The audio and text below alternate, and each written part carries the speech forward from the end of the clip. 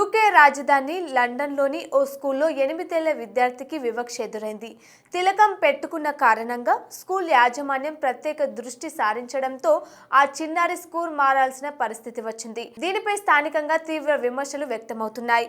బ్రిటన్లోని హిందువులు, భారతీయులకు ప్రాతినిధ్యం వహించే ఇన్సైడ్ యూకే సంస్థ వెల్లడించిన వివరాల ప్రకారం లండన్లోని ఓ స్కూల్లో చదువుతున్న 8 ఏళ్ల హిందూ స్టూడెంట్ తన సంప్రదాయాలకు అనుగుణంగా తిలకం పెట్టుకుని స్కూల్లోకి వెళ్లడంతో యాజమాన్యం అభ్యంతరం వ్యక్తం చేసింది.